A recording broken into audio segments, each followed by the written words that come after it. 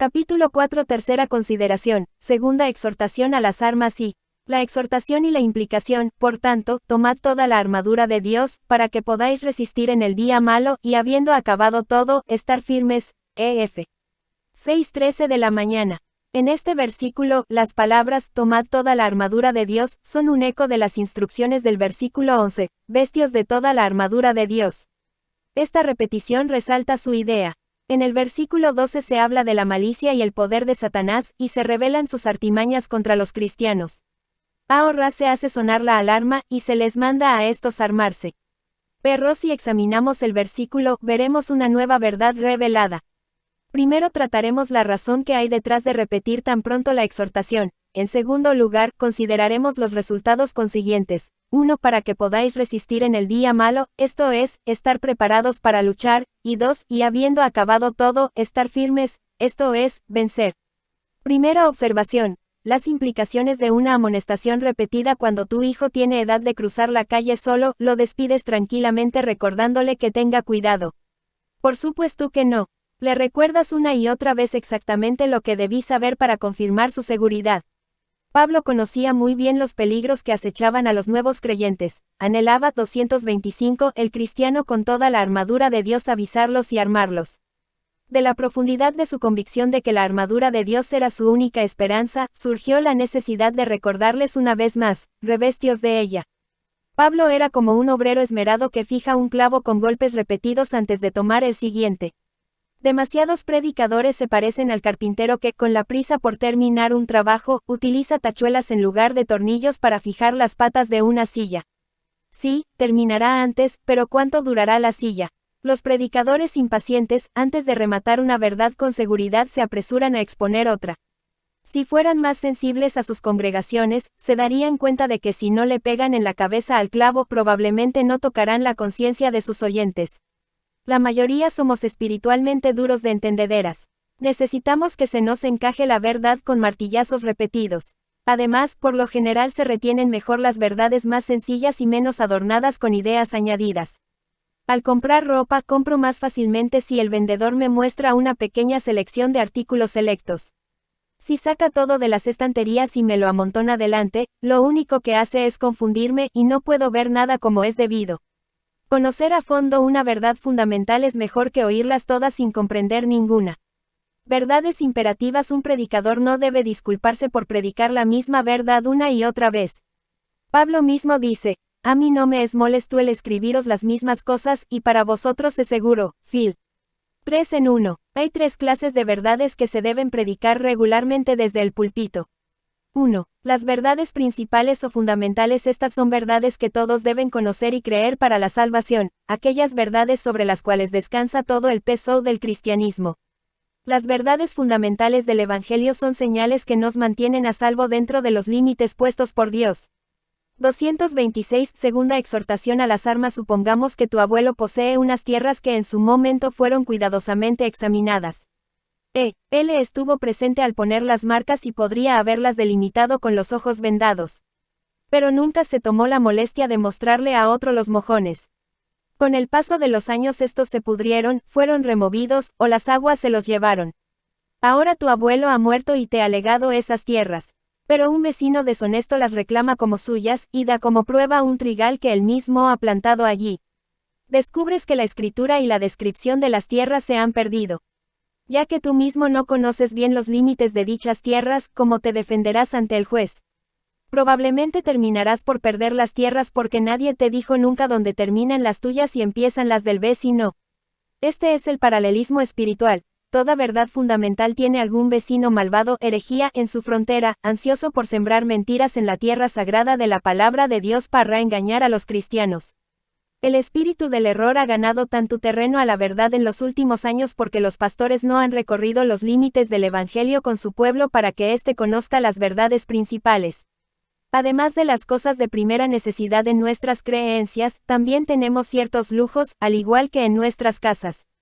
Los lujos son maravillosos y a menudo aumentan nuestra apreciación de lo principal, pero pierden pronto su encanto cuando nos faltan las cosas esenciales. ¿Qué placer hay en comer en loza fina si no hay comida en el plato? ¿De qué sirve una blusa de seda en invierno si no tienes abrigo? 2. Las verdades incidentales. Un predicador no solo debe predicar las verdades fundamentales, sino también aquellas que él observa que Satanás socava con mayor frecuencia. Estas suelen ser las ordenanzas de Dios que deben dictar la respuesta cristiana ante los temas controvertidos de la fe y la práctica. Para saber qué doctrinas están siendo atacadas en su propia congregación, el pastor debe considerar y estudiar a su pueblo con la misma diligencia que a cualquier libro de su biblioteca. 227. El cristiano con toda la armadura de Dios. Por el tono personal de las cartas de Pablo, sabemos que frecuentemente recorría los límites de la joven iglesia en busca de errores incipientes. Al descubrir que los falsos apóstoles se habían infiltrado en la iglesia en Galacia y estaban predicando de nuevo la ley, afirmó la verdad evangélica de la justificación por la fe. Cuando se enteró de las divisiones y disputas entre los corintios, que brotó de su corazón sino una exhortación sin par al amor. Pastor, a veces tu rebaño se volverá inquieto y se quejará de que lo mantienes siempre en los mismos pastos, predicando sobre el mismo pecado. La culpa no es tuya, sino de ellos, si es que se alejan del buen pastor cada vez que te descuidas. ¿Quién culpa al perro por ladrar si el lobo sigue merodeando? Si anhelas crecer y parecerte más a Cristo, no pidas un predicador que te entretenga con un tema nuevo e interesante cada domingo. En su lugar, pide un hombre de principios que predique contra el pecado y a favor de la verdad sin contemporizar, hasta que su pueblo se arrepienta y se vuelva de su mal camino. 3. Las verdades prácticas. Estas son, el pan y la sal. No importa qué más haya en la mesa, tienen que estar presentes en cada comida. Pedro lo expresó así: yo no dejaré de recordaros siempre estas cosas, aunque vosotros las sepáis. 2 1:12 de la mañana. Hablaba específicamente de las cosas que necesitamos saber para vivir la vida cristiana diaria. Nunca debes cansarte de oír predicar las verdades prácticas. Cuando se pierde el gusto por la carne y la verdura y solo se quiere el postre en cada comida, sabemos que algo va mal. Es triste que nuestra época sea tan avanzada en este mal espiritual que estropea el apetito para todo lo que no sean frases melosas y doctrinas azucaradas. Si amas a Dios, ama su verdad. Recibe con gozo las doctrinas que te equipan para la tarea a la cual te llama. La fe y el arrepentimiento son doctrinas buenas para predicar y oír hasta el fin del mundo. Igual puedes discutir con Dios por haber hecho un solo camino al cielo, que polemizar con el pastor por predicar el mensaje de la fe y el arrepentimiento una y otra vez. 228. Segunda exhortación a las armas. Tanto los bebés en Cristo como los creyentes maduros necesitan oír esta verdad. Si tu corazón fuera humilde y tu paladar espiritual, las antiguas verdades te serían nuevas cada vez que las oyeras. En el cielo, los cristianos sacan todo el vino de su gozo de una sola espita, Cristo. Pero nunca les sabe agrio. Dios es el solo objeto que llena sus almas, y nunca se cansan de él. Así será por toda la eternidad. ¿Cómo podemos cansarnos en la tierra de algo que hable de Dios y de su amor? Una vez dicho esto, quiero dejar algo claro: no estoy disculpando al siervo del evangelio perezoso que envuelve su talento en la desidia, o que lo entierra mientras él juega toda la semana. Tal pastor no tiene nada para poner delante de su gente en el día del Señor más que un par de panes mohosos que se amasaron hace años. Esto no es buena mayordomía. Necesitamos oír las antiguas verdades, pero ello no significa que no debamos oír algo nuevo. Si el pastor no estudia ni ora para aumentar su tesoro de conocimiento y sabiduría, es el peor ladrón del pueblo. Es inexcusable que alguien encargado del cuidado de un huérfano deje baldías las tierras del niño por la pereza de invertir el dinero necesario. Mucho más lo es que un predicador no mejore sus dones, que podríamos considerar las propiedades de su gente y los cuales debe invertir para el bien de las almas de ellos. Ay de aquel hombre de Dios que malgasta sus días en actividades frívolas, o pasa más tiempo discurriendo la manera de llenar sus propios bolsillos que la de aumentar los dones y las virtudes de su pueblo. Segunda observación. La necesidad de inspeccionar y reparar las virtudes. La segunda observación en cuanto a la repetida exhortación de Pablo en Efesios 6:13 de la mañana se desprende del verbo que no solo significa tomar, sino volver a tomar. Es decir, recuperar algo que se había perdido, o reanudar una actividad que se había abandonado hasta el presente. Considerando que Pablo se dirigía principalmente a los CREC 229, el cristiano con toda la armadura de Dios yentes de Éfeso, podemos dar por sentado que no les estaba diciendo que se vistieran la armadura de Dios por la conversión a la fe. Eso ya lo habían hecho. En su lugar, Pablo los exhortaba a ceñir más la armadura al cuerpo del que se había soltado, y reparar los agujeros de sus virtudes. 1. ¿Por qué tus virtudes deben hallarse en buen estado? ¿Quién lleva armadura en tiempo de paz? La armadura fue pensada para la batalla. No creas que simplemente por revestirte de la gracia divina huirá el adversario. No le impresionan las demostraciones de fuerza. Al contrario, el hecho de verte vestido con la armadura de Dios es como un capote rojo para Satanás. Así, pues, mostrarla no es suficiente, hay que ceñírsela firmemente en cada parte. Satanás no te desafía a jugar a las batallas, esta guerra es a vida o muerte. Si no me crees, examina lo que hizo con los siervos de Dios en el pasado. Lanzándose furiosamente contra algún cristiano bien amado por el Señor, abolló su armadura hasta que la gracia de Dios en él fuera casi irreconocible. Esto lo hace cuando encuentra al cristiano desprevenido. ¿Recuerdas lo que le pasó a Jacob cuando aflojó el cinto de verdad y sinceridad, empleando un truco para conseguir la bendición de su padre? Sí, se hizo con la bendición, pero Labán le pagó con la misma moneda, le cambió a Lea por Raquel. Piensa en el sufrimiento que se habría ahorrado si hubiera tenido puesta toda la armadura. Y David, qué maltrecho quedó al quitarse la coraza de la justicia en el asunto de Urías. Recibió una herida grave, un disparo al corazón. Jonás, por su parte, cuando Dios quiso enviarlo a Nínive, no tenía puestas las sandalias. Quiero decir que le faltaba el apresto y la preparación que debía tener su mente para haber partido a la primera llamada. También tenemos al pobre Ezequías. Le quitaron de un golpe el yelmo de la esperanza y se lo abollaron tanto que clamó, no veré a Aja en la tierra de los vivientes. Is. 38:11. Hasta Abraham tuvo momentos de incredulidad y dudas que se colaban por algunos puntos oxidados de sus virtudes. Esta guerra es un holocausto espiritual. O destruyes el poder. 230. Segunda exhortación a las armas de Satanás en tu vida vistiendo toda la armadura de Dios y manteniéndola puesta, o Satanás te destruirá a ti.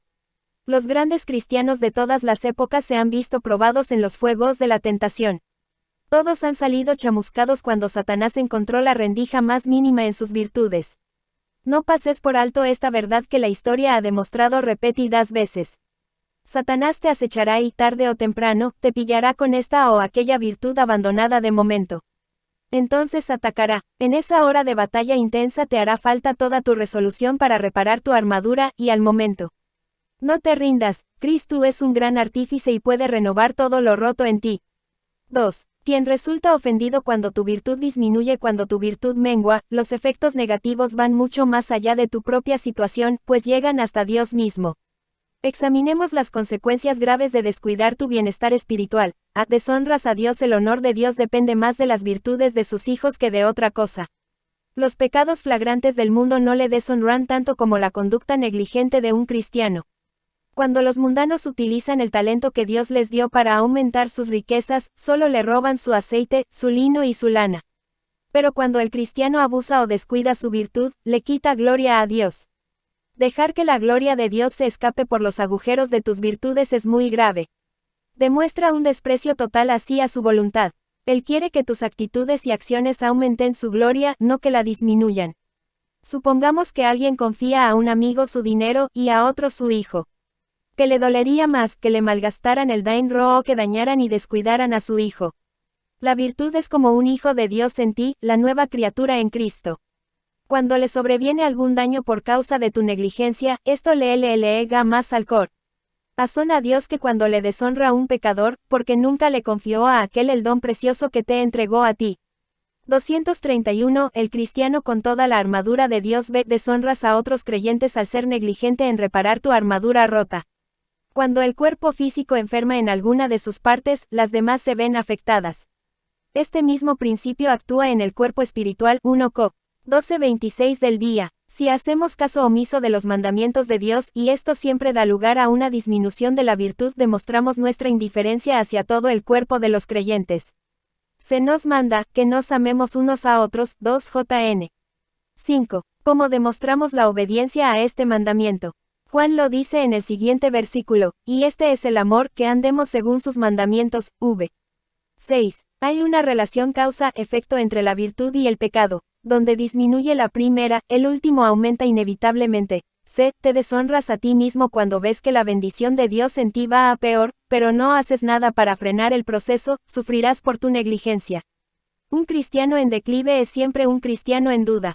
Tu virtud es como un árbol, mientras esté sano, no dejará de crecer, pero si empieza a secarse, sabes que algo va muy mal. Satanás está pronto para reconocer las primeras señales de una fe mustia.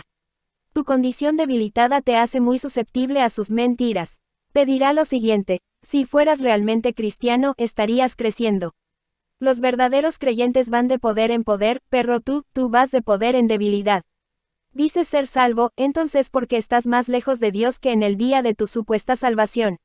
Las mentiras de Satanás contienen cierto elemento de verdad. Cuando tus virtudes declinan, sí que te sientes alejado de Dios y del cielo, sí que empiezas a dudar de tu salvación. Imagina que te encargaras de unas tierras por tener la custodia de un niño y que en caso de su muerte estas tierras te hubieran de ser quitadas. No me cabe duda de que cuidarías muy bien del niño. No lo perderías de vista, y un dolor de cabeza te haría correr al médico. El único derecho que tenemos a nuestras posesiones celestiales es el Hijo de la Gracia que viene para morar en nosotros al recibir a Cristo como Señor y Salvador. 232. Segunda exhortación a las armas. Entonces, cuando este Hijo de la Gracia enferma o se debilita, debemos utilizar todos los medios para sanarlo. Si el favor de Dios en ti está debilitado, tendrás poco gozo en la vida presente o futura. Un enfermo crónico no siente placer en lo que hace, la comida le resulta insulsa, duerme mal, no tiene fuerzas para trabajar ni distraerse. Si la imagen de Cristo en ti se ha deslucido, eres un enfermo crónico. No saborearás la dulzura de la promesa, ni gozarás de descanso alguno en él. Cojearás dolorido en cada deber, preguntándote si tienes fuerzas para cumplirlo. Todo el tiempo tu corazón desconsolado clamará bajo la pesada carga que le impones.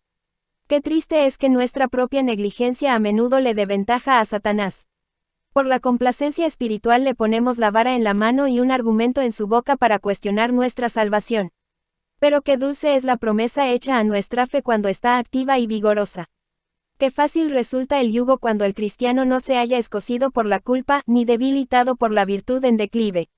Cuando tu relación con Cristo va bien, tú y tus hermanos en el Señor os beneficiáis por igual, y tu Padre Celestial se glorifica. 3. ¿Cómo saber si tu virtud declina? Demostradas las razones por que el cristiano debe esforzarse en restaurar sus virtudes decadentes, será apropiado aconsejarle para la detección temprana de este desorden espiritual. Como en la mayoría de las enfermedades, cuanto antes se aísle la causa, antes se podrá curar. Síntomas falsos o engañosos. Antes de llegar a la causa raíz, primero te aviso acerca de algunos síntomas falsos que pueden hacerte creer erróneamente que tu virtud está en declive. 1. Una convicción de pecado en aumento. Creyente, no pienses necesariamente que tu virtud se ha debilitado porque tu convicción de pecado personal es más fuerte que antes. Este error común, a menudo causa grandes molestias al cristiano. De repente el santo está terriblemente consciente del orgullo o la hipocresía, o de alguna otra corrupción que parece brotar. 233. El cristiano con toda la armadura de Dios como una mancha horrenda en su propia naturaleza. Le horroriza ver su propio pecado. Satanás entonces le carga de culpa, y pronto el cristiano se siente casi abrumado por el dolor y el remordimiento. Si este es tu caso, déjame preguntarte algo: ¿no es muy posible que el pecado que ahora te pesa lleve años en ti, y antes nunca lo habías notado? De ser así, regocíjate porque tu gracia no se desvanece, sino que florece y ahoga algunos hierbajos perennes que Satanás puede haber sembrado hace tiempo. Si sigues acongojado, afírmate al saber que el pecado no puede vencer a aquel cuyo horror ante su presencia va en aumento. Cuidado con emplear esto como excusa para los pecados nuevos, sé sincero contigo mismo y con Dios. Nadie está tan lleno de remordimiento ante el menor pecado como los que crecen en su amor por Cristo. A medida que pasa el invierno y se acerca la primavera, el sol se hace más fuerte y derrite la escarcha más temprano cada día. Una señal segura del aumento del amor de Cristo en tu corazón es que el pecado no puede permanecer mucho tiempo antes de derretirse con pena y arrepentimiento verdaderos. El alma deteriorada es aquella en que los pecados permanecen congelados y endurecidos con poca tristeza aparente por ellos. 2. Disminución del consuelo. La gracia puede estar obrando en ti cuando menos sientes su presencia. Cuando triunfó más la fe que en el momento en que el Salvador clamó con total desesperación: Dios mío, ¿por qué me has desamparado? Mr. 3:34 de la tarde. Aquí la fe estaba en su apogeo, aunque para el gozo era un mal momento. Tal vez acabas de hacer algo por obediencia y vuelves a casa sin las gavillas de gozo que sueles recoger después de trabajar en los campos del Padre. No creas por ello que algo ha estado mal en tu trabajo. Los sentimientos no siempre son una medida exacta de tu estado espiritual. El consuelo no es esencial en el cumplimiento del deber, se trata de una gratificación que Dios puede dar o no dar. Lo bien que hayas desempeñado el cargo que Él te encomendó no tiene nada que ver. Un viajero puede ir tan rápido y llegar tan lejos con tiempo nublado como con un sol radiante. De hecho, AB 234, segunda exhortación a las armas, se irá más rápido con nubes. El calor del sol puede darle sueño y hacer que se pare a descansar, pero con frío y oscuridad espoleará su caballo y llegará antes a su destino. Algunas virtudes, como algunas flores, crecen mejor a la sombra, la perseverancia, la humildad y la dependencia de Dios, por ejemplo. 3. Aumento de la tentación. Si oyes decir a alguien que está débil porque no puede correr tan rápido hoy cargando con 50 kilogramos como corría ayer sin ellos, pronto le dirás que se ha equivocado. Pero tú puedes cometer el mismo error en cuanto a la tentación. Esta no siempre supone la misma carga para la conciencia. Puedes vencer una tentación con poco esfuerzo consciente, mientras que otra te oprime día y noche. Es fácil desalentarse y llegar a la conclusión de que eres perezoso o insincero. Pero la gracia puede estar actuando más fuertemente en ti mientras lucha contra esta tentación obcecada que cuando vence una menor. Un barco con poca carga y navegando viento en popa viula sobre las aguas. El mismo barco, en cambio, con carga pesada y luchando contra el viento, casi no se mueve. Pero la tripulación tendrá que utilizar todas sus energías en esta última situación, mientras en la primera la mitad de los hombres podrá retirarse a descansar. B. Síntomas genuinos de la virtud en declive. 1. Negligencia ante la tentación. Se ha vuelto tu conciencia tan descuidada y adormilada que prestas poca atención a las redes del diablo. A David le dolió el corazón solo por cortar el manto de Saúl. Pero más tarde no parece haber sentido ningún escrúpulo al mirar a Betsabé con el corazón lleno de lujuria. El hecho de que fuera tan fácilmente llevado por Satanás de un pecado horrendo a otro, demuestra que la piedad de David se había dormido y que su corazón era menos consagrado que antes. Cuando la conciencia se hace insensible ante la tentación, la gracia se halla en estado crítico. Si tu conciencia está alerta a la tentación pero no tiene ánimo para luchar contra ella, tus virtudes aún deben considerarse muy enfermas. Si permitimos que la tentación merodee por las fronteras de nuestra conciencia, ello demuestra que somos 235, el cristiano con toda la armadura de Dios, malos guardianes de nuestra piedad. Si no tomas las armas contra tu enemigo y buscas la liberación de Dios con fervor, puede estar seguro de que la concupiscencia pronto obtendrá ventaja sobre la gracia. Sin embargo, el hecho de poder resistir la tentación no significa que la gracia de Dios sea muy fuerte en ti. Por si te vuelves autosatisfecho, pregúntate por qué resistes la trampa del diablo. Tal vez recuerdes una época en que tu amor por Cristo habría echado fuego contra Satanás por tentarte a pecar. Pero ahora ese fuego santo está tan cerca de apagarse que lo único que evita que peques es un motivo mezquino. Si solamente te importa tu reputación, por ejemplo, y te importa poco o nada la de Dios, tu virtud está muy débil. A fin de cuentas Él es el más ofendido por tu pecado. Cada acto de gracia debe ser una piedra del monumento a su gloria, o se volverá en piedra de tropiezo. 2. Distracción durante el culto y el servicio. Tal vez en cierta época tu corazón respondía de buen grado al Espíritu Santo cuando te llamaba a buscar el rostro de Dios. Tu rostro buscaré, oh Jehová. Sal. 27:8. Anhelabas tanto la llegada del culto como el pecador anhela que éste se acabe. Atesorabas el tiempo a solas con tu Padre Celestial. El hambre y la sed de justicia son señal de salud, porque un alma hambrienta es alma sana. Por otra parte, el alma que no clame constantemente a Dios por alimento espiritual se debilitará día a día. Los que más comunión tienen con Dios saben mejor servirle. Un capitán solo puede dirigir a sus soldados si estos están cerca para poder oír su voz. Tus frecuentes retiros para tener comunión con Dios aseguran que lo oirás cuando hable, y así recibirás las órdenes directamente de Él. No es la frecuencia sino la espiritualidad del servicio lo que hace crecer la gracia en el cristiano. Ocuparse haciendo algo para el Señor no basta, hay que estar seguro de que la obra lleva el sello de la fe, el celo y el amor. Si te encuentras haciendo las tareas espirituales como hábito en lugar de por amor, es hora de reparar tu armadura. Sigue tu corazón recibiendo las mismas porciones generosas de alimento espiritual cuando estás en comunión con Dios. 236. Segunda exhortación a las armas. Esa comunión debe fortalecer tanto tu fe como tu obediencia. O quizá escuchas y oras, pero sin encontrar ya la fuerza para cumplir con una promesa o vencer la tentación. Deshonras a Dios cuando bajas del monte de la comunión y rompes las tablas de su ley en cuanto te alejas. No encontrar la fe y la fuerza renovadas en la comunión con Él es señal segura del declive espiritual. 3. Una actitud obsesiva en cuanto al trabajo. Qué fácil es dejar que las responsabilidades de trabajo y familia nos dejen menos espirituales que antes. Si lo permitimos, los afanes de este mundo nos seguirán al lugar de oración y se pegarán al alma, dando un olor rancio y mundano a nuestras oraciones y meditación. Una manera como nos oprimen los afanes de este mundo es dándoles demasiada importancia a los bienes mundanos. Tal vez trabajas duro sin recibir mucha remuneración, o predicas sin obtener reconocimiento. Cuando te convertiste a Cristo, lo único que te importaba era conocerle mejor. Los bienes y el rango no eran nada para ti, y las desilusiones de la vida te unían más a Dios. Pero ahora este anhelo de tu corazón por los tesoros y la estima del mundo te atosiga sin misericordia. Necesitas urgentemente que se te restaure la gracia. Si laboraras menos para mejorar tu estado mundano y oraras más para mejorar la calidad de tus dones espirituales, pronto encontrarías paz en tu alma en cuanto a la providencia de Dios. 4. ¿Cómo recuperar la virtud decadente? La armadura del cristiano se daña de dos maneras. Primero, por el asalto violento, cuando la tentación al pecado te vence. Segundo, por negligencia, cuando dejas de cumplir con aquellos deberes que, como el aceite, mantienen pulida y brillante tu armadura.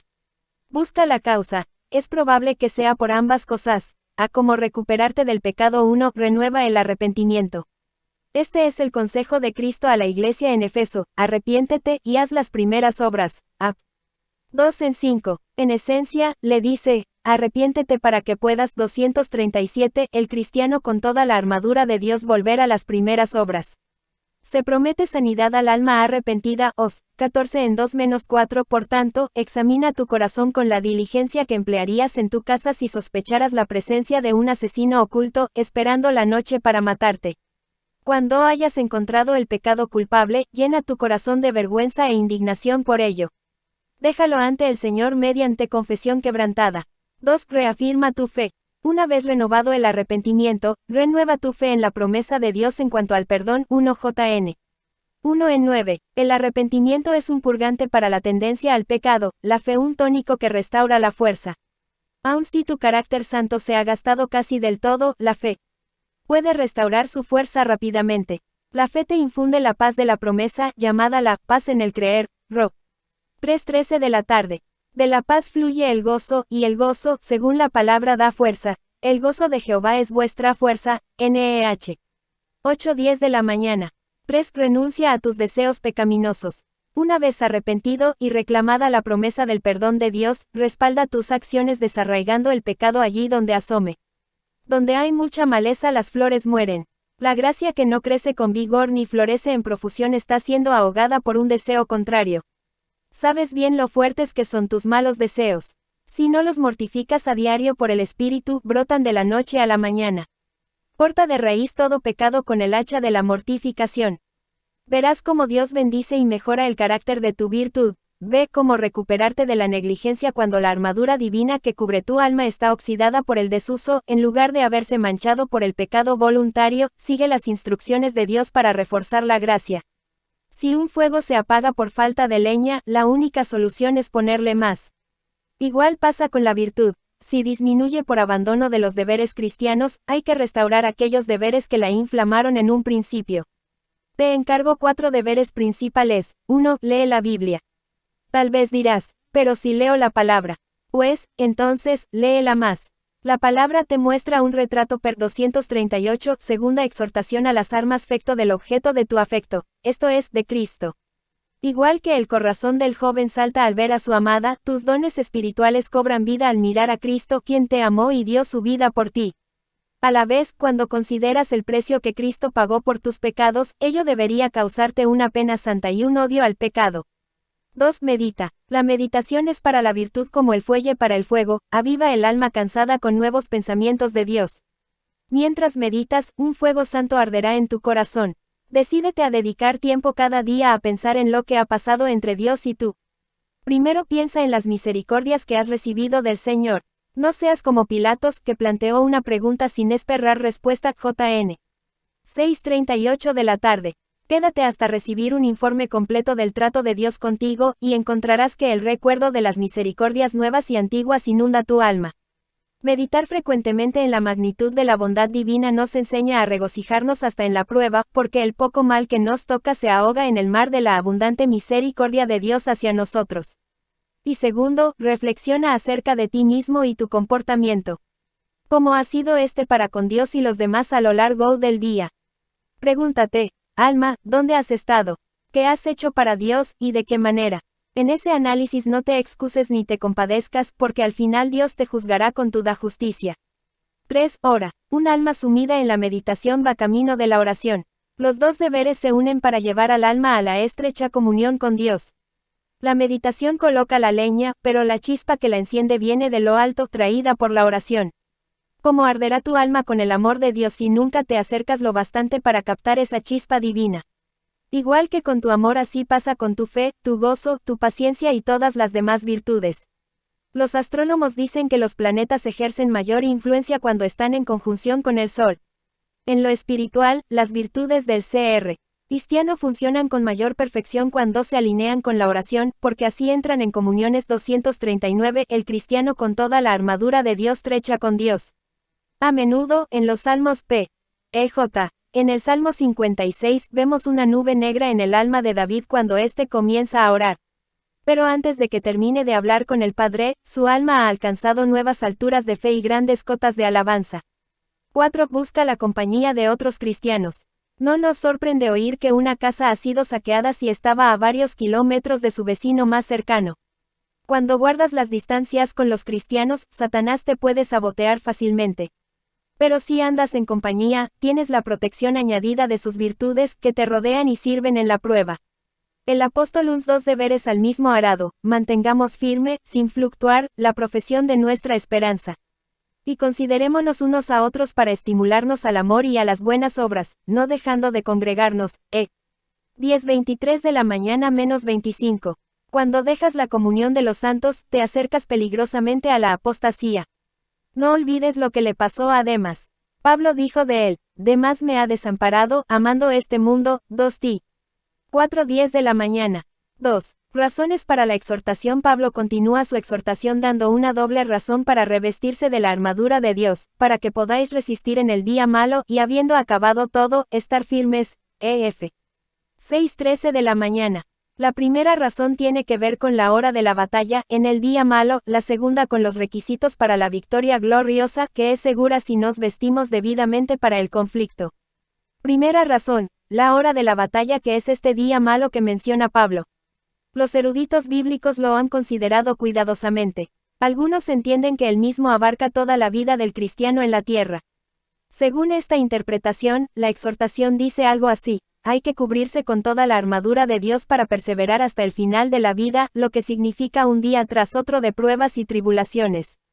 Jacob testificó de esta actitud al revisar su vida. Pocos y malos. 240. Segunda exhortación a las armas. Han sido los días de los años de mi vida. GN 47:9. Para algunos parece que no haya día de sol sin que llueva antes de la noche. Cada día tiene su mal, no necesitamos tomar prestadas las penas de mañana para completar la carga de hoy. La palabra nos habla del pan de cada día, también de la cruz diaria que se nos manda tomar, no hacernos LC 9:23 de la mañana. No se refiere a las cruces que nos fabricamos nosotros mismos. Dios, en su providencia, siempre nos dará una cruz que Él mismo haya escogido para nosotros, la cual, aunque se nos manda explícitamente tomarla, nunca se nos dice que la soltemos. Nuestras vidas y nuestras pruebas son igual de largas. Se ha hablado mucho acerca del lamento de Job en su prueba. Pero escucha lo que dice en cuanto a su anterior prosperidad: no he tenido paz, no me aseguré, ni estuve reposado, no obstante me vino turbación. Job 3:26 de la mañana. Aun en su blanda cama Job daba vueltas, incapaz de dormir bajo la carga de un espíritu oprimido. Nos dice por experiencia que los mayores premios de la tierra no sacian el anhelo del alma. Como creyentes, hasta los tiempos mejores son una cruz porque nos alejan de la corona. Cada día que pasamos en este mundo malo es un día menos en la presencia de Cristo. El único consuelo que tenemos es que este mal es corto. Nuestra vida, a fin de cuentas, es un día malo. Unos cuantos pasos y estaremos fuera de la tormenta. En este aspecto, hay un abismo cada vez mayor entre el creyente y el pecador. Son como dos viajeros que cabalgan por el mismo país en direcciones opuestas y se ven sumidos en una tormenta. Sin embargo, el cristiano se aleja de ella y pronto no le lloverá, a la muerte tendrá un buen tiempo eterno. Pero el pecador se acerca al ojo de la tormenta. Mientras más avanza, peor le va. A lo que se enfrenta en la tierra es a un chubasco en comparación con la tempestad que le sobrevendrá cuando le llegue la muerte. La inundación de la ira de Dios tendrá lugar en el infierno, tanto desde lo alto, de su justo furor, como desde lo profundo, de la conciencia acusadora y atormentada del propio pecador. Otra explicación del término, el día malo, es que no abarca toda la vida, sino aquella época especialmente cargada de sufrimientos. Aunque ciertamente toda la vida es mala en compara 241, el cristiano con toda la armadura de Dios con el éxtasis del cielo, una parte de la vida puede consagrarse buena, y la otra mala. La tierra es un punto medio entre el cielo y el infierno, y participa de ambos. Subimos y bajamos antes de llegar al final del viaje, e inevitablemente encontramos los pantanos más profundos cerca de nuestro destino, esto es, la muerte, hacia el cual corren todos los problemas de la vida como los arroyos al gran río. Siendo la muerte la suma del mal, considero que a esto se refería Pablo con la expresión, el día malo. 1. Naturaleza y características del mal y del día malo. Para discernir lo que Pablo quería decir, primero debemos comprender en qué sentido la aflicción es un mal, y en qué sentido no lo es. Ya que Dios mismo se atribuye el haber concebido el mal de la aflicción, esta no puede ser ni moral ni intrínsecamente mala. El Señor mismo declaró, he aquí, yo pienso contra esta familia un mal, mi. 2 en 3. Y en Amos leemos que no había calamidad en la ciudad que Dios no hiciera, 3 en 6. Si la aflicción fuera intrínsecamente mala, entonces no debería ser nunca objeto de nuestro deseo, como a veces puede serlo. La aflicción es capaz de adoptar la forma de persecución, por ejemplo. En este caso, cuando tenemos que decidir entre desobedecer a Dios o padecer persecución, hay que escoger lo último. Cuando llega la prueba, debemos someternos a la mayor aflicción en lugar de al pecado menor. Moisés escogió la persecución junto con el pueblo de Dios en vez de gozar de los deleites temporales del pecado. 11:25 de la mañana menos 27. Otra clase de aflicción es la tentación, que según Santiago es causa de regocijo. STG, 1:12 de la mañana. ¿Cómo podríamos tener por sumo gozo el caer en algo moral e intrínsecamente malo? Si el término mal, aplicado al día de la aflicción no significa pecado ni mal moral, ¿qué significa entonces? ¿En qué aspecto se puede llamar malo al día de la aflicción para los cristianos? En ese día nos abandona el gozo. La aflicción es un mal en el sentido de que nos roba el gozo. Como una medicina amarga, la aflicción tiene un efecto de agradable sobre los sentidos. Por tanto, Salomón, al hablar de 242, segunda exhortación a las armas los días de enfermedad, los declara tan desagradables que diremos, no tengo en ellos contentamiento, SL. 12 en 1. El gozo natural es una flor que abunda bajo el sol de la prosperidad y se marchita al ocultarse tras la nube de la prueba. Sin embargo, los cristianos pueden tener su mayor porción de gozo en la aflicción, porque la fuente de su gozo no está en ellos mismos. Dios lo envía, o serían tan desdichados como los demás cuando vienen los problemas.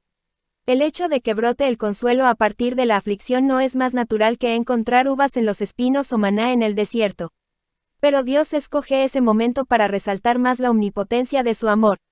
Cuando Elías desafió a los profetas de Baal, primero remojó la leña y el sacrificio con agua, y se llenó la zanja hasta los bordes. Entonces oró y bajó fuego del cielo para consumirlo. De manera parecida, Dios puede permitir que un diluvio de aflicciones inunde a sus hijos, entonces enciende aquel gozo interno en su seno consumiendo todas sus penas. Las mismas aguas de la aflicción añaden dulzura a su gozo espiritual. Pero Dios es bueno, y la aflicción es mala. En ese día nos acordamos de pecados pasados. El día de la aflicción trae recuerdos desapacibles de los pecados de nuestra vida. Los pecados antiguos enterrados hace años en la tumba del olvido vuelven a perseguirnos. Sus fantasmas se pasean por la conciencia e igual que la noche aumenta nuestro temor de lo invisible, la aproximación de la muerte incrementa el terror de los pecados que recordamos. Nunca les pareció tan terrible a los patriarcas su pecado como cuando vino sobre ellos la desgracia. GN 42 en 21. En ese día se revela el pecado presente. La aflicción remueve las aguas del alma. Si ahí es de pecado en el fondo, subirá a la superficie. La agitación de la aflicción remueve la capa de pintura del hipócrita, lo cual puede ser la razón de la prueba. Algunos pierden la fe ante la persecución, otros maldecirán a su rey y a su Dios. Is. 8:21 de la mañana. Un corazón falso no puede pensar bien del Dios que lo aflige. Pero aun cuando alguien parece lleno de la gracia divina, la aflicción 243, el cristiano con toda la armadura de Dios puede revelar que la corrupción es más fuerte y la gracia más débil de lo que se pensaba. Pedro es un ejemplo cuando salió tan valientemente de la barca al agua para empezar a hundirse. Al instante vio en su corazón más incredulidad de la que suponía. Las aflicciones duras son para el alma lo que una lluvia fuerte es para una casa. No notamos las goteras del techo hasta oír caer las gotas y ver los charcos en el suelo. Cuando la tribulación oprime tu alma, pronto revela los puntos débiles de tus virtudes. Por eso ninguno es más compasivo y humilde hacia otras almas doloridas que aquel que mejor conoce la aflicción, ha recibido tantos golpes que mantiene las velas de la autoestima plegadas, y se muestra más pronto a compadecer que a condenar a sus compañeros débiles. En ese día Satanás llega para tentarte lo que Marcos llamó, la tribulación, Mr. 4:17 de la mañana lo llamó Lucas, el tiempo de la prueba, LC. 8:13 de la mañana. Se reúnen ambas cosas, pocas veces Dios nos aflige sin que Satanás añada la tentación en el desierto. Los sufrimientos de Cristo a mano de los hombres y la tentación diabólica llegaron juntos. Esta es vuestra hora y la potestad de las tinieblas, LC. 10:53 de la noche dijo Jesús a los sacerdotes y ancianos. Esaú, que odiaba a su hermano por causa de la bendición, dijo en su corazón, llegarán los días del luto de mi padre y yo mataré a mi hermano Jacob, GN. 27:41. Los tiempos de aflicción son días de luto, Satanás los espera para hacernos daño, es el día de la prueba. El refrán dice, a buen fin no hay mal principio. Aunque el día de la aflicción sea duro, los cristianos sinceros siempre sacan provecho del mismo. La vara de corrección divina da frutos apacibles de justicia. Sin embargo, en los malos, el resultado es malo. El día de aflicción los deja más impenitentes, endurecidos en el pecado e infames en sus prácticas impías. Cada plaga de Egipto añadió a la plaga de dureza de corazón del faraón. A muchos no los purgan sino que los envenenan sus aflicciones. Aunque puede que la aflicción pase, el veneno perma 244, segunda exhortación a las armas nece y brota en peores pecados que antes. Cada aflicción del malo produce otra aflicción mayor, hasta que llega la mayor de todas, el pecador se encuentra en el infierno, donde se reúnen todas sus aflicciones por toda la eternidad. 2. La certeza del día malo. No podemos evitar la hora oscura que se nos viene encima, como tampoco podemos frenar la puesta del sol a su hora. No hay hombre que tenga potestad sobre el espíritu para retener el espíritu, ni potestad sobre el día de la muerte, y no valen las armas en tal guerra. 8:8. Al acudir a filas en la guerra activa, uno puede ser excusado por la edad o la debilidad física. O bien puede intentar sobornar a un oficial o conseguir que otro ocupe su puesto. Pero en esta guerra personal con la muerte, las reglas son tan estrictas que no hay escapatoria. Debemos salir a combatir en persona y mirar cara a cara al enemigo. Algunos viven como si no pensaran morirse nunca.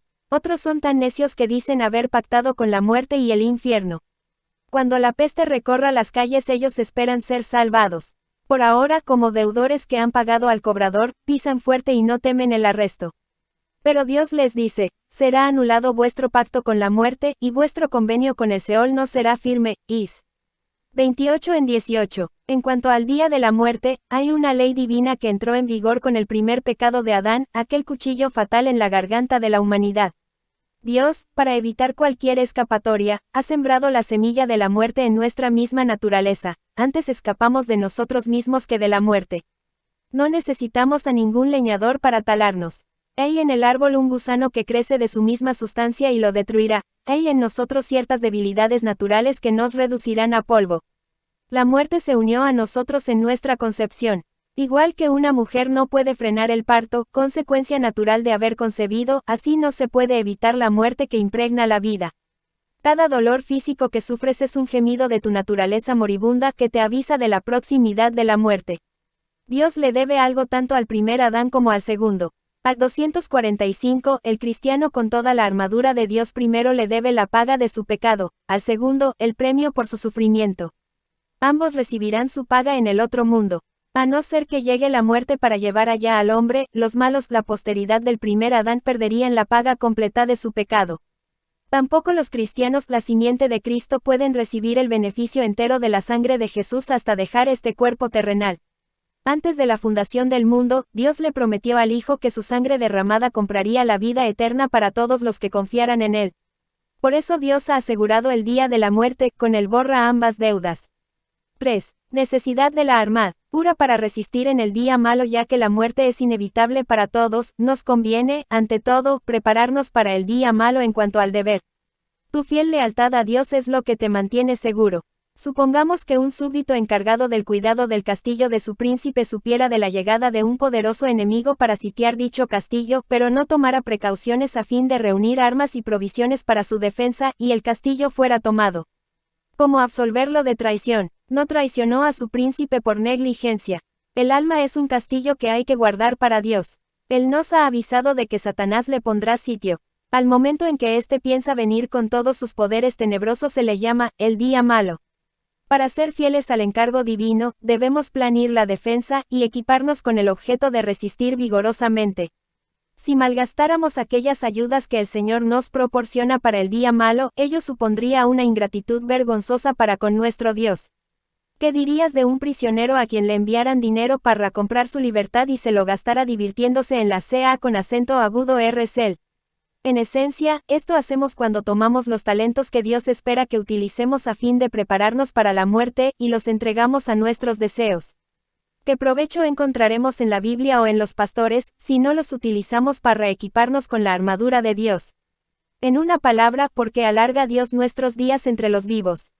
Para darnos tiempo de solazarnos en los placeres vanos. 2461. Segunda exhortación a las armas del mundo.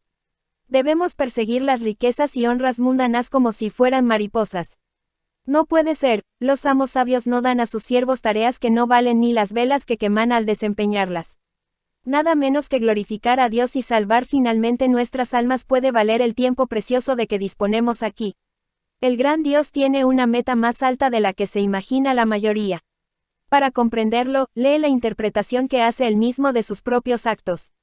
Pedro nos exhorta: tened entendido que la paciencia de nuestro Señor es para salvación. 2 3:15 de la mañana. Y Pablo lo dice así: ¿o menosprecias las riquezas de su bondad, paciencia y longanimidad, ignorando que su benignidad te guía al arrepentimiento? Ro. 2:4. Ambos versículos nos enseñan lo que hay en la mente de Dios. Él nos habla con cada momento y cada milímetro de paciencia que nos concede.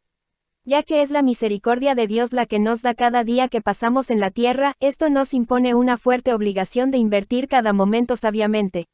Segundo, hemos de prepararnos para el día malo en sabiduría. Un hombre prudente utiliza la mayor parte de su energía en lo que más le importa. Solo los necios y los niños se fijan en juguetes y naderías, se esfuerzan tanto en hacer una casa de naipes como Salomón en construir el templo. Tal es la importancia del día malo, especialmente el de la muerte, que el hombre demuestra ser sabio o necio en su preparación para el mismo. Si los consejos y proyectos perseguidos nos preparan para una muerte feliz, probaremos ser realmente sabios. Pero si, después de todos nuestros esfuerzos sinceros y planes en cuanto a otras cosas, no estamos listos para esa hora, al final nos revelaremos como unos necios. Quienquiera que seas y cualquiera que fuere tu motivo para gloriarte, aunque parezcas el más santo de la tierra, sabe que no hay salvación del diluvio de la muerte fuera de Cristo. Aferrarte al arca por fuera con una profesión de fe falsa no te salvará. Imagínate cómo correrían los contemporáneos de Noé para salvar sus vidas, algunos a una colina y otros a un árbol alto, pero las olas los persiguieron hasta que por fin el diluvio los barrió. Así será tu final si te vuelves hacia otra ayuda que 247. El cristiano con toda la armadura de Dios no sea Cristo. Pero el arca te espera, se acerca a tu puerta para recibirte. Noé no extendió la mano con más anhelo para recibir a la paloma que Cristo para recibir a aquellos que huyen a él en busca de refugio. Pregúntale solemnemente a tu alma: ¿has provisto para ese día malo? Puedes pasarte sin lo que aquel día te quitará y dar la bienvenida a lo que seguramente traerá consigo. La muerte viene para llevarse todos tus placeres carnales y presentarte la factura por los mismos. Eres capaz de decir adiós a los primeros y, con paz y confianza, leer lo que dice la segunda. Piensa bien la respuesta que le darás a Dios cuando aparezcas delante de Él. ¿Qué le dirás cuando te pregunte, ¿por qué no debo dictar sentencia de condenación eterna contra ti? No dudes ni por un instante que el día del juicio vendrá. 4. Instrucciones para prepararse para el día malo. Eres lo bastante sabio como para prepararte para el día en que comparezcas ante Dios. ¿Te gustaría vivir ahora sin el miedo terrible a aquel día? Entonces sigue estas instrucciones. A. Establece una relación de pacto con Cristo. No puedes esperar afrontar la muerte sin temor a no ser que estés seguro de que Cristo te reclamará como suyo. Los herederos del cielo tienen un pacto con Dios. ¿Cómo entras en esta relación de pacto? Rompiendo el pacto con el pecado. Eres por naturaleza siervo del pecado y de Satanás mediante pacto. Si alguna vez vas a entrar en un pacto nuevo con Dios, tendrás que romper el antiguo. Un pacto con el cielo y otro con el infierno no pueden coexistir. B. Únete a Cristo. Dios concede el pacto de la gracia únicamente a la esposa de Cristo. Rebeca no recibió las alhajas y los vestidos costosos hasta haber prometido ser la esposa de Isaac. Gn. 2:4-5-3. Porque todas las promesas de Dios son en el sí, y en el amén, por medio de nosotros para la gloria de Dios. 2 Co. 1:20 de la mañana. Cuando recibes a Cristo también recibes las promesas. El que posee el árbol tiene derecho a su fruto. Asegúrate de que se halle en 248. Segunda exhortación a las armas. Ti aquello que Cristo espera de toda alma con que Él se desposa. Considera si puedes amar fervientemente a la persona de Cristo. Mírale con cariño una y otra vez, revelado en toda su perfección espiritual. Te hacen su naturaleza santa y su gracia perfecta desearlo.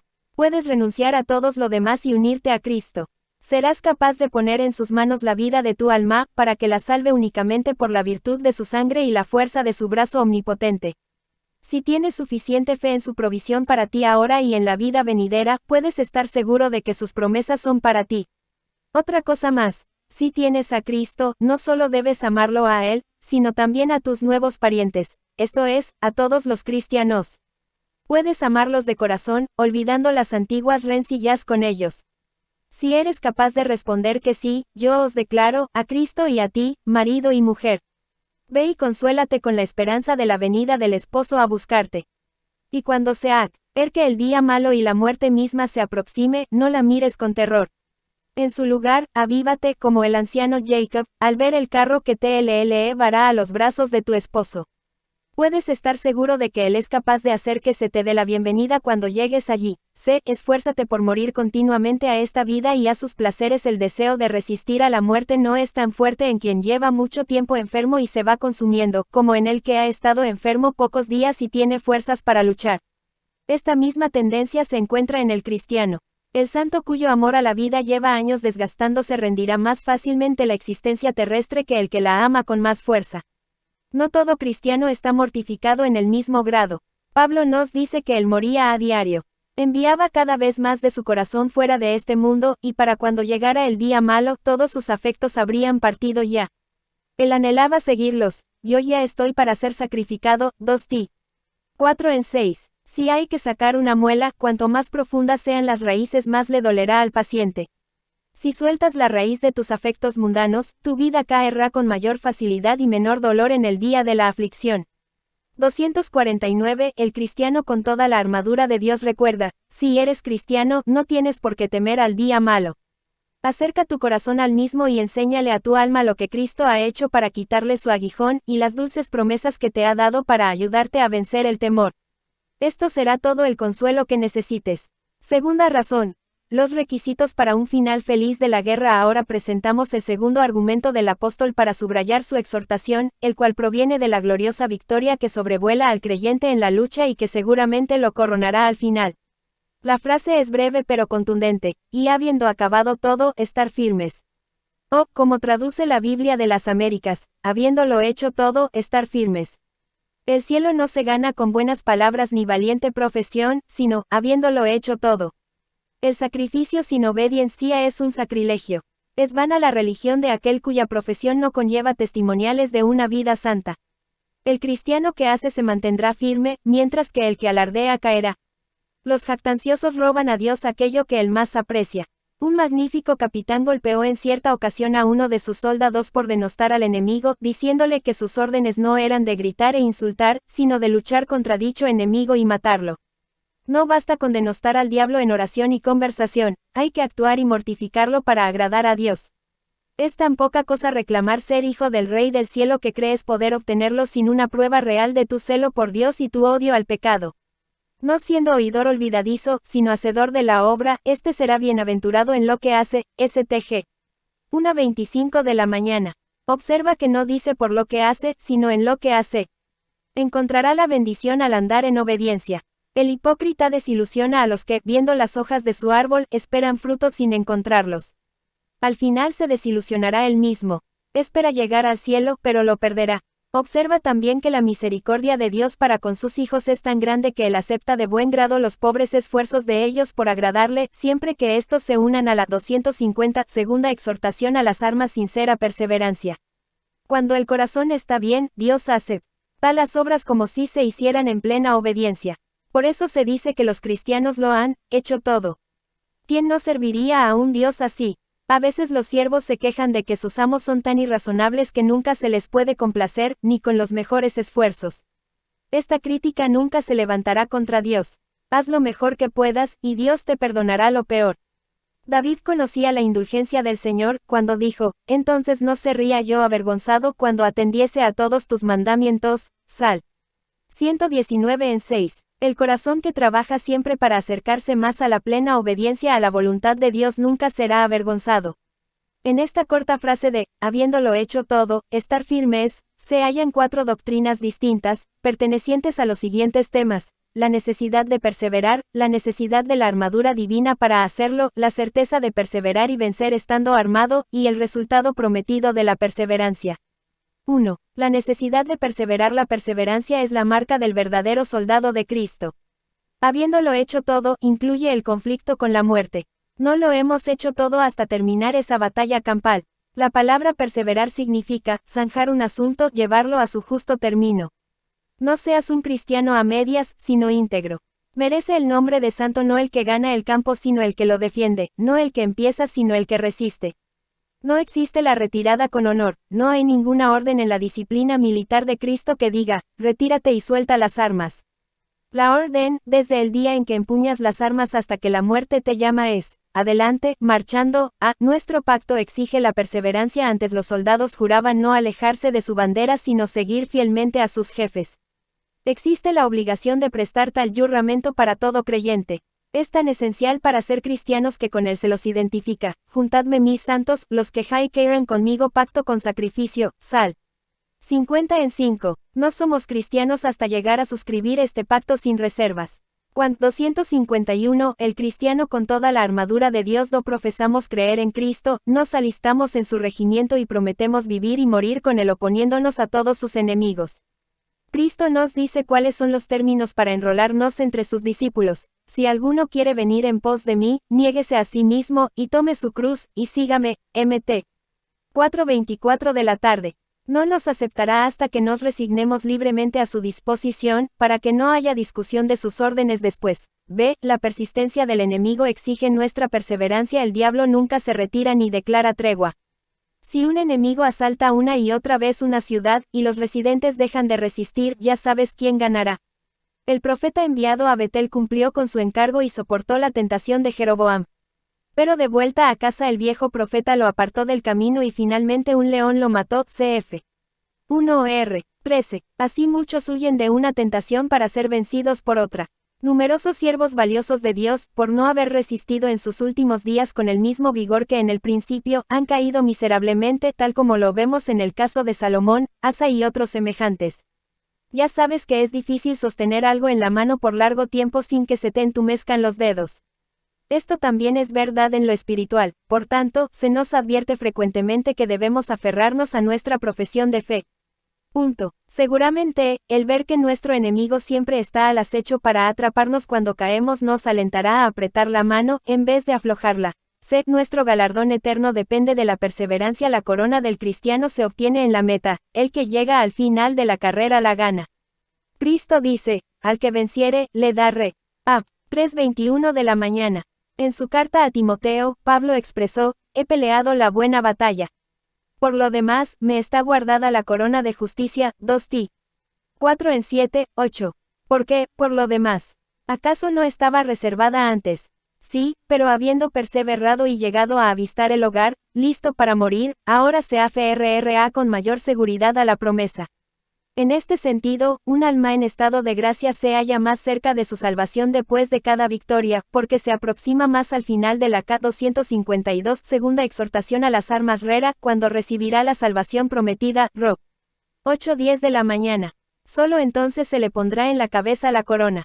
2. Nuestra necesidad de la armadura divina para perseverar. No puede haber perseverancia sin verdadera gracia en el corazón. Un alma sin armadura divina no puede perseverar. La gracia santificadora del Espíritu de Dios es dicha armadura. El que carece de ella nunca podrá librar todas las batallas necesarias para obtener la victoria. Los dones del Espíritu más comunes, tales como la iluminación, la convicción y el afecto, pueden ayudarnos durante algún tiempo a parecer celosos por el Señor, pero la fuerza de ellos pronto se gasta.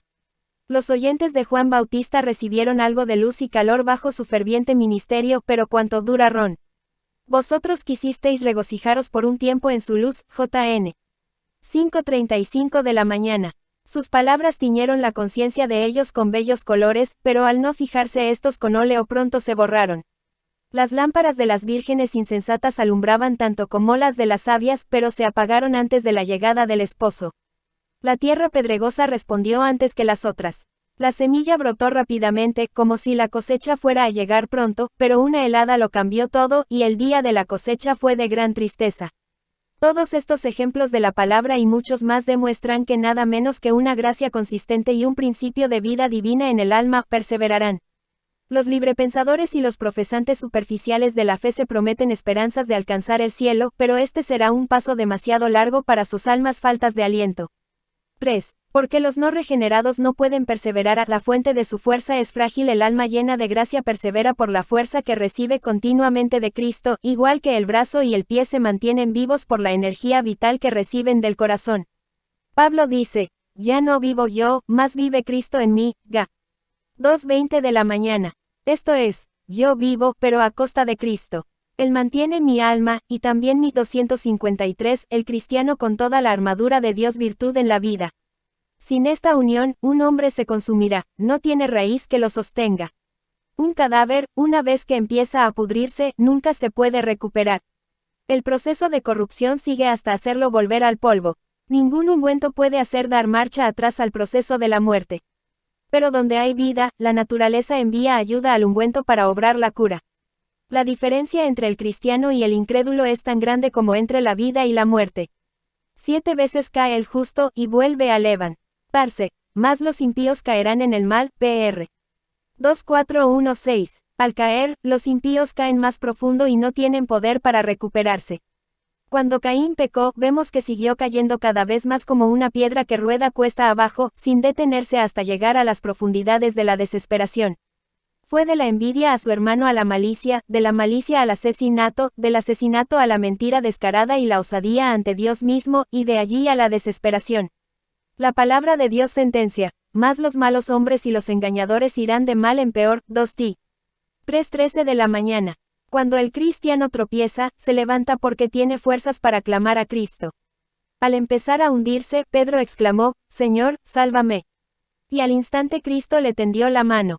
Aunque el Señor riñó a Pedro por su incredulidad, aún así le ayudó. Sus dones son transitorios. El alma no regenerada no tiene garantía de mantener los dones comunes del Espíritu que posea en alguna ocasión.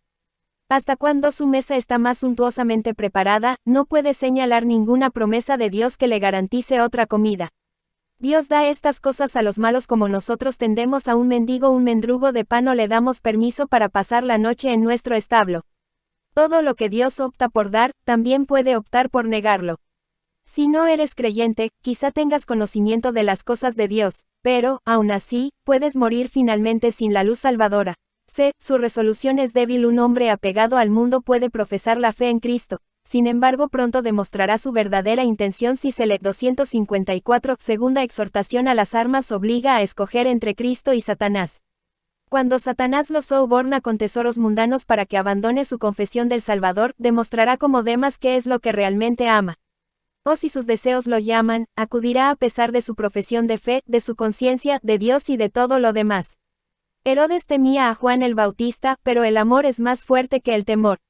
Su amor por Herodías pudo más que su temor de Juan, y no solamente le hizo cortar a éste la cabeza, sino que también cegó los esperanzadores brotes de su propia conciencia.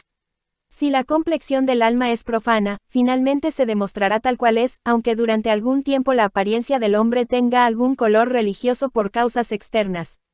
La falta de un cambio real del corazón es la raíz final de toda apostasía. El apóstata no pierde la gracia que tenía, sino que manifiesta que nunca la tuvo.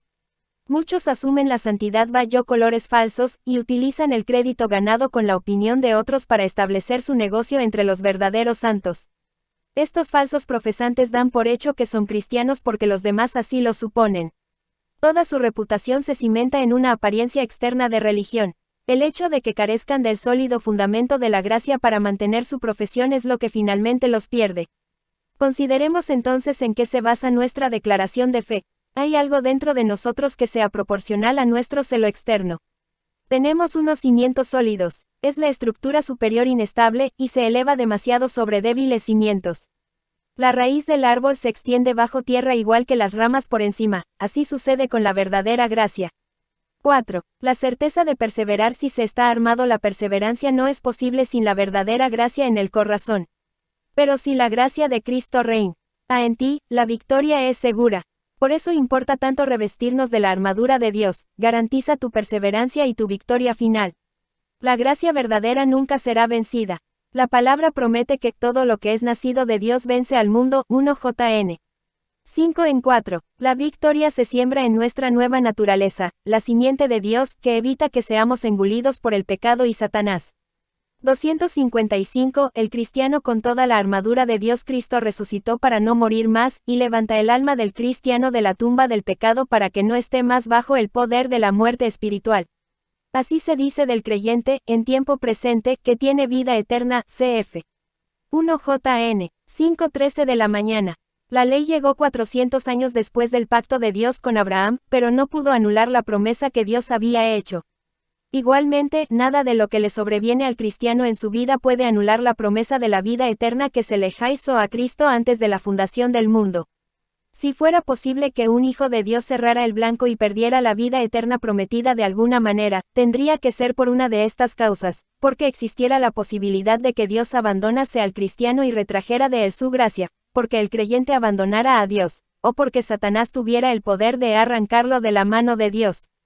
Pero ninguna de estas causas es factible, por lo siguiente, porque Dios nunca puede abandonar al creyente. Él dijo, no te desampararé, ni te dejaré. 13:5. También ha prometido no cambiar de parecer en cuanto a su amor y su gracia especial para con sus hijos. Irrevocables son los dones y el llamamiento de Dios. Ro. 11:29 de la mañana. Hasta cuando pecas, no provocas a Dios para desheredarte. En cambio se ve impulsado a atraerte otra vez a la comunión con Él. Dios dice por medio del profeta Isaías, por la iniquidad de su codicia me enojé, y le herí, escondí mi rostro y me indigné, y él siguió rebelde en el camino de su corazón.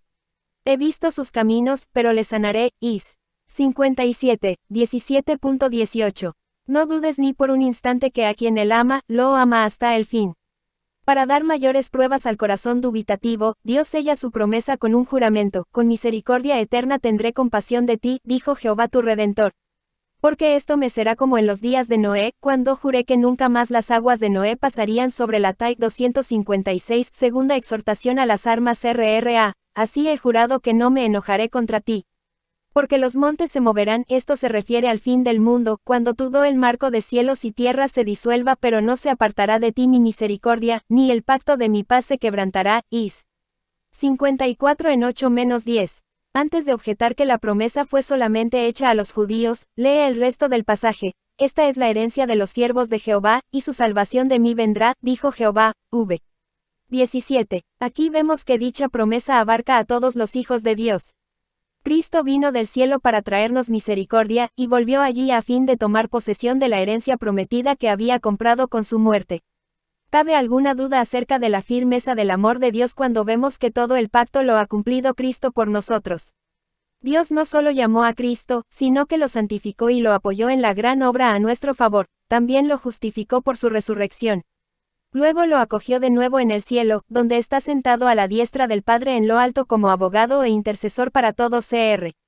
Cristiano, así que no solamente tiene posesiones propias, sino también pleno poder para entregar la herencia a todo creyente. B. Porque el creyente no puede abandonar a Dios, según las cláusulas del pacto, sabiendo que el viaje al cielo es largo y arduo, y nuestra virtud débil. A menudo podemos tener miedo de abandonar a Dios antes de llegar a nuestro destino eterno.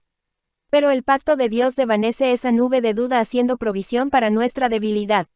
El Espíritu de Dios se nos da para garantizar nuestra llegada segura al cielo. Pondré dentro de vosotros mi espíritu, y haré que andéis en mis estatutos, y guardéis mis preceptos, y los pongáis por obra. Es 36 en 27. Nótese que el versículo no dice que el cristiano vaya a tener el Espíritu si anda según la ley, sino que el Espíritu le hará hacer esto último. El Espíritu Santo es maestro y guardián del cristiano. Tal vez temas que si contristas al Espíritu Santo, Él se enoje y te deje morir en tus pecados. 257. El cristiano con toda la armadura de Dios. 2. Es verdad que el Espíritu de Dios es sensible a la desobediencia y puede retraerse de tu pecado, igual que se retrajo de Sansón y lo dejó caer en manos de los filisteos. Pero no lo abandonó para siempre.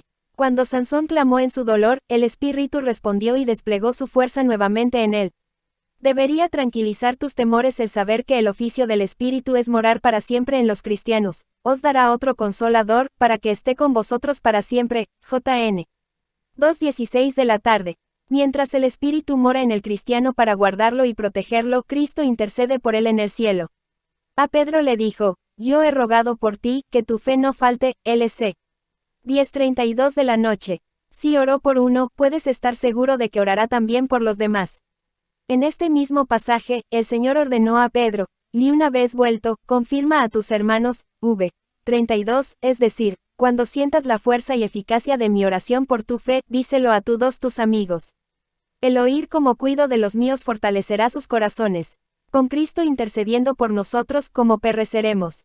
¿Supones que se cansará alguna vez de efectuar este acto de amor? Su palabra nos asegura que Él está viviendo siempre para interceder por todos los que le pertenecen.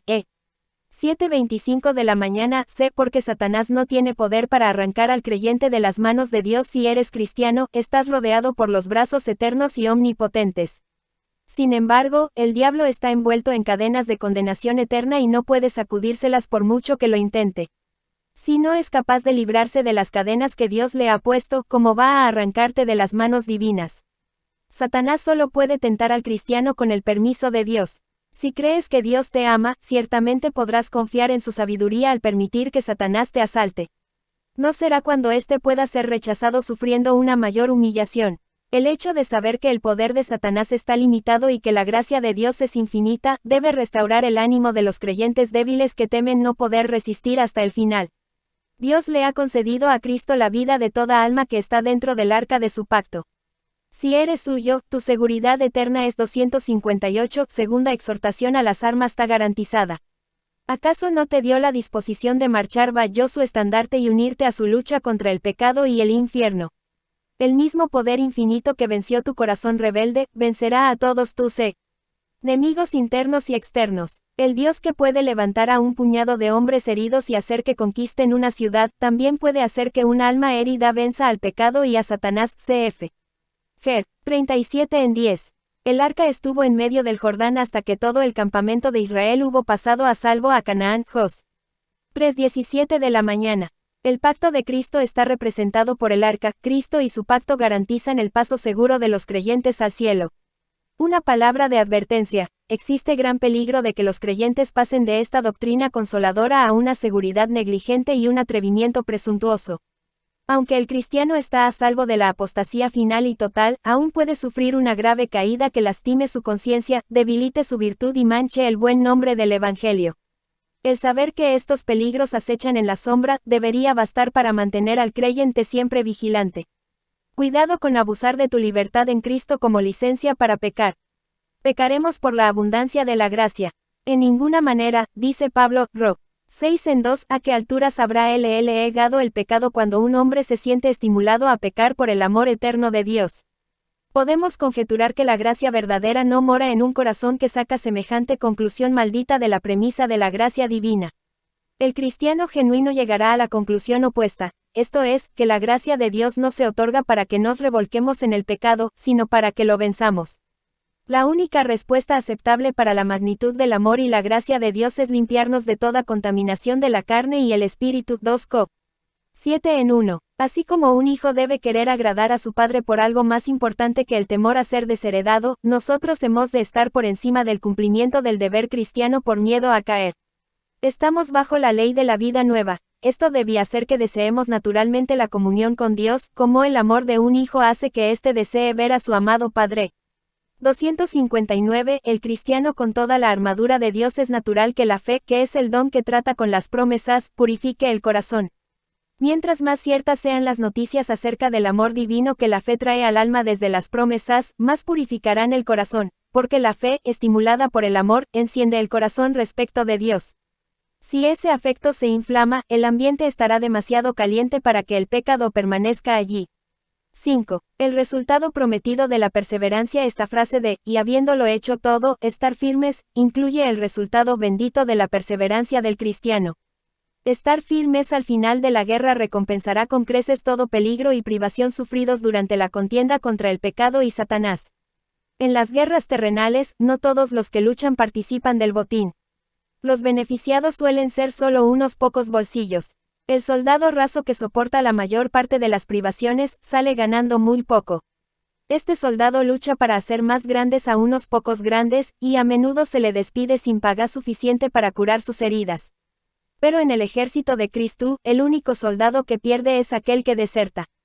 Cada soldado fiel recibe un galardón glorioso, expresado en esta frase, habiéndolo hecho todo, estar firmes.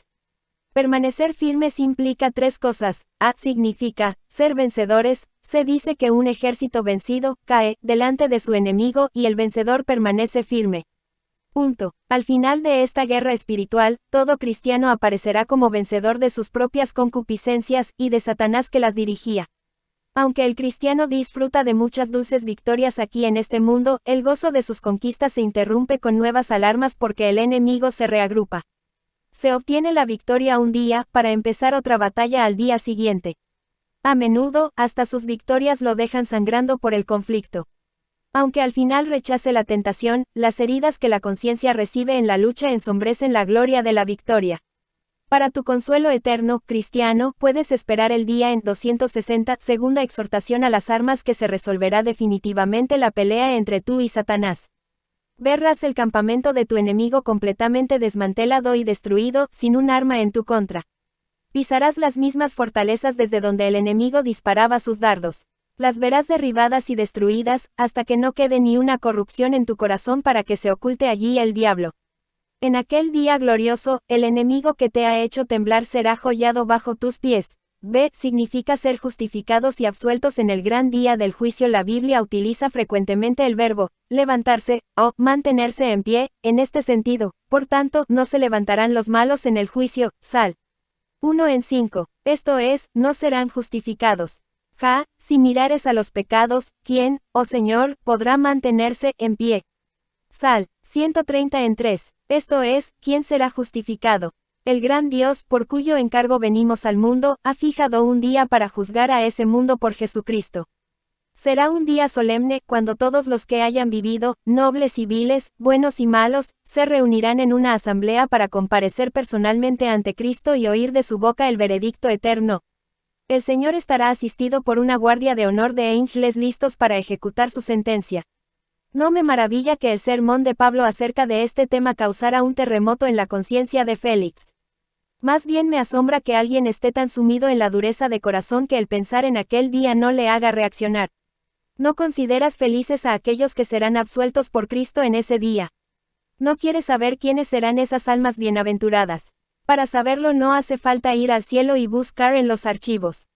Has de saber, aquí y ahora, que los que estarán firmes en el juicio son aquellos que luchan en la tierra las batallas del Señor contra Satanás, vestidos de la armadura del Señor. Son los creyentes que lo habrán hecho todo. Los procedimientos de aquel día desacreditarán del todo a Satanás, su acusador ante Dios y su conciencia, siempre amenazándolos con el terror de la condenación ante el trono del juicio de Cristo. El mundo malvado se confundirá al ver como la mano de 261, el cristiano con toda la armadura de Dios Cristo limpia el barro que tiraron a la cara de los cristianos. No será esta recompensa suficiente por todo el desdén y la opresión que soporta el santo en esta vida. Pero eso no es todo. C también denota el rango de los cristianos en el cielo. 0 Cuando un príncipe quiere premiar a los súbditos que se han distinguido en el servicio de la corona, les da un cargo honroso en la corte. Salomón indica que uno de los mayores honores que puede recibir un hombre es estar delante del rey. El cielo es la ciudad real donde Dios tiene su corte, y el gozo de los ángeles es permanente. Ser delante de Dios. Yo soy Gabriel, que estoy delante de Dios, LC. 1:19 de la mañana. Esto es, soy uno de los espíritus benditos que esperan en Dios y están delante de su rostro como los cortesanos delante de su rey. Cada alma fiel tiene la promesa de este honor. Nada debe tener un efecto mayor sobre el espíritu del cristiano que considerar su bendito estado en el cielo como galardón de todos sus conflictos aquí en la tierra. Esta espada debería cortar los nervios mismos de la tentación y decapitar las concupiscencias que desafían a huestes enteras de otros argumentos. ¿Cómo puede coexistir el pecado con la esperanza de esta gloria? Cuando el cristiano pierde de vista durante mucho tiempo los pensamientos del cielo, olvida su esperanza de aquel lugar glorioso y empieza a hacerse algún ídolo como Israel adoró el becerro en ausencia de Moisés. Pero en cuanto vislumbra el cielo, su corazón arde con tales reflexiones. Antes se persuade a un rey para que arroje su corona y se revuelque en el barro con el manto real, que se convence a un cristiano para que peque cuando su corazón está lleno de la esperanza de la gloria celestial. El pecado es obra de demonios, no de cristianos. El cristiano espera a cada hora la llamada a comparecer con los ángeles y santos glorificados ante el trono de Dios. Esto debería alentar y sustentar su corazón en el fragor de la batalla, en el peor de los tiroteos. Si tiene que pasar por agua y fuego para alcanzarlo, ¿qué es tal incomodidad comparada con el consuelo eterno del cielo? Mantener siempre el gozo celestial te ayudará. 262. Segunda exhortación a las armas. Correr con paciencia, a soportar las escaramuzas con la tentación y la aflicción. Es más, te hará entender también que estos contratiempos no son comparables con la gloria venidera que en nosotros ha de manifestarse. Ro. 8:18 de la mañana. 263.